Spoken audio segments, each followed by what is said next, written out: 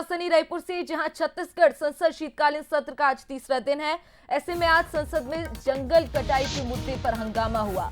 सदन में स्थगन प्रस्ताव को अस्वीकार किया गया है। विपक्ष ने गर्भगृह में नारेबाजी की है तो महंत और भूपेश के नेतृत्व में ये प्रदर्शन हुआ। गर्भगृह में आए सदस्य को निलंबित कर दिया गया तो कांग्रेस के 32 विधायकों को निलंबित किया गया है। तो छत्तीसगढ़ विधानसभा के शीतकालीन सत्र का आज तीसरा दिन है। ऐसे में आज विधानसभा में जंगल कटाई के मुद्दे पर जमकर हंगामा हुआ। विपक्ष ने गर्भगृह में नारेबाजी की है तो महंत और भूपेश के नेतृत्व में सदन में प्रदर्शन भी हुआ। तो गर्भगृह में आए सदस्यों को निलंबित किया गया। कांग्रेस के 32 विधायकों को निलंबित किया गया है।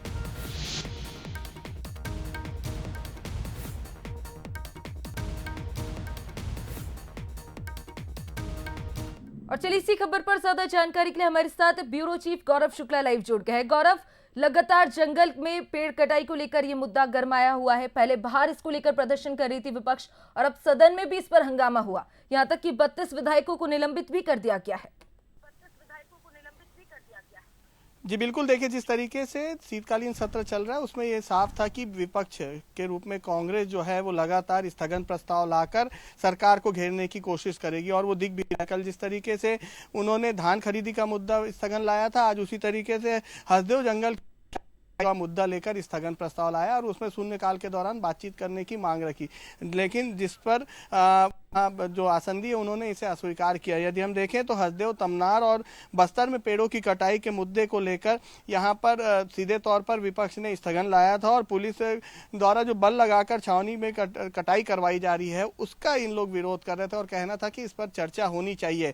जब अस्वीकार किया गया आसंदी के द्वारा इस स्थगन को तो उसके बाद जो है नारेबाजी करते हुए विपक्ष के तमाम नेता जो हैं वो गर्भगृह में पहुंच गए और गर्भगृह में पहुंचकर जो पेड़ कटाई उसे लेकर नारे लगाते नजर आए और जिसके बाद जो नियम है यहाँ पर कि जैसे ही कोई विधायक या गर्भगृह तक पहुंचता है तो उसे स्वयं निलंबन हो जाता है। हालांकि इसकी घोषणा खुद विधानसभा अध्यक्ष आसंदी डॉक्टर रमन सिंह ने की और कहा कि 32 विधायकों को निलंबित किया जाता है और जैसे ही निलंबन की घोषणा हुई उसके कुछ देर बाद ही निलंबन वापिस ले लिया गया था। लेकिन विपक्ष का साफ तौर पर कहना है कि सरकार जो है इसे किसी विशेष व्यक्ति, उद्योगपति को इसका लाभ पहुंचाने के लिए जंगलों की कटाई कर रही है। जंगल जमीन के लिए आदिवासी लड़ाई कर रहे हैं और आदिवासी विरोधी जो है वो राज्य सरकार है, ऐसा साफ तौर पर कांग्रेस का कहना है। और उनका ये भी कहना है कि जंगलों को लेकर अब हम जो है वो आगे और लड़ाई तेज करने जा रहे हैं। तो कुल मिलाकर ये कहा जा सकता है कि जंगल का मुद्दा आज स्थगन प्रस्ताव के दौरान